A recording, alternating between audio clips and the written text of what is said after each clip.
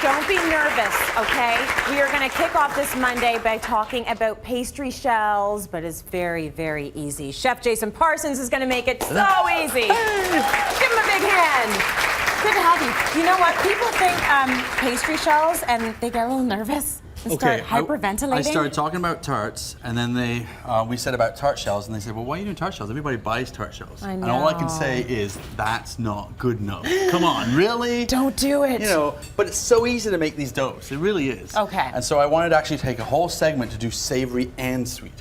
Okay, well, that's amazing. See, because I like to eat the tart. Yeah. So now it's good to learn how to make the tart shell. Started the eating process and work backwards. Right. Somewhere we got to make that tart. But here's a classic savory, like you can use this for pie doughs or a savory tart. You can do mincemeat pies, things like that. Yeah. But it's basically your flour, and then what I've got is just the shortening. But what you do is, and I'm not going to get right in here right now because I want to show you the other one, but the thing is you actually get your hands in there and just kind of meal it up. Okay. You rub it all together. Yeah, so you you don't rub want to it up. smoosh it though? No, you just actually rub your hands together, and it ends up looking like pebbles. Okay. Okay. You know, and then what happens with that is it actually gets it nicely even distributed, but you need the liquid to go with it. But obviously, there's no sugar in this. Yeah. Other than a little bit, I need something to make the shell have a little snap to it. You know, when you actually bake it, and you want it to have a crunch. Yeah. So what I do is I take water and I add a little bit of brown sugar, right? Nice. And that gives you that snap. Okay. A little salt. The snap and the sweet. Yeah. Well, yeah, and you don't want too much sweet because again, it's a savory dough.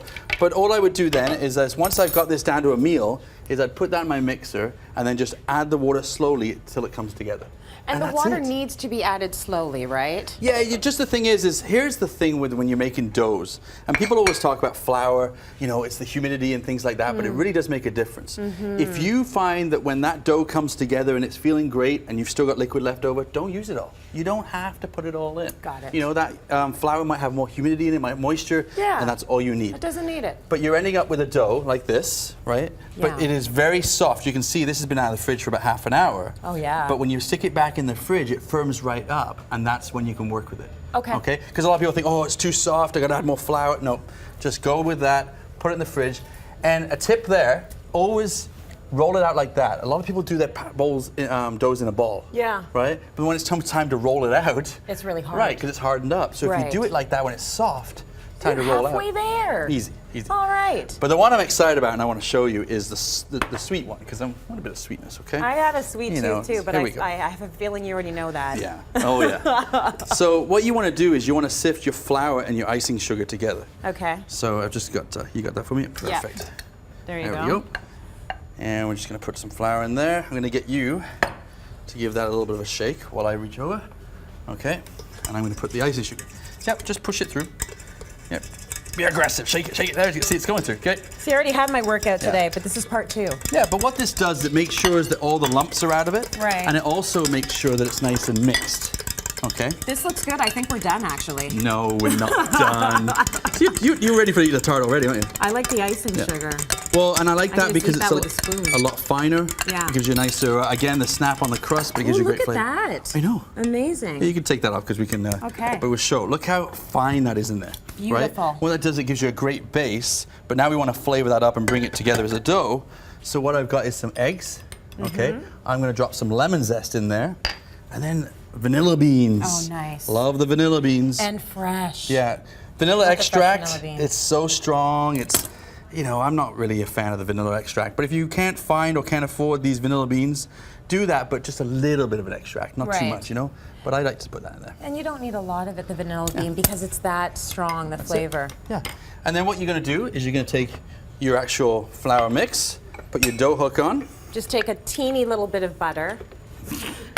No, but I would put that in, Okay. start creaming it, and then I'd add in my flavoring, and you're done.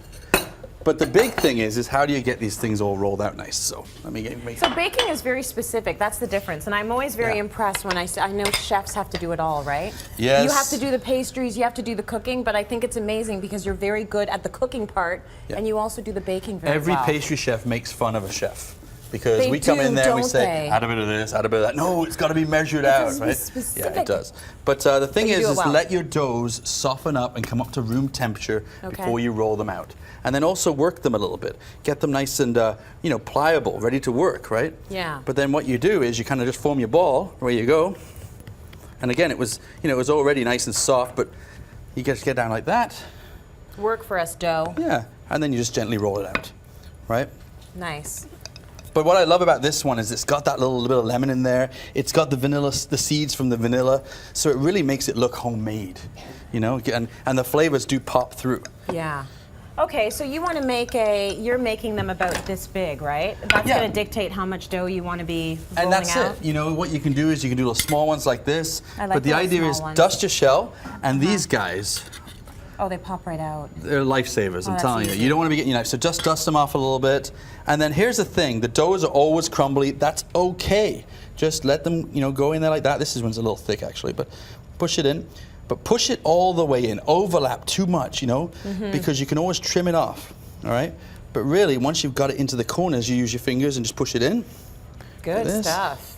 So you don't need to go out and buy your frozen No, pastry easy. shell. You can make it. Take that right off the Or top. you can get Jason to make it for you. That's what I'm going to do next time. But look at that, it's done. Put Jason on speed dial. You can make a bunch of these. Have the kids, get about 20 of them done. You can Yeah. freeze those down, and then when you're ready, you just pull them out and bake them. Very nice. We are going to do the fillings for the tarts later on in the show. Oh, yeah. But if you want this recipe, go to cityline.ca and you'll see it there. Thank you, Chef. You're welcome.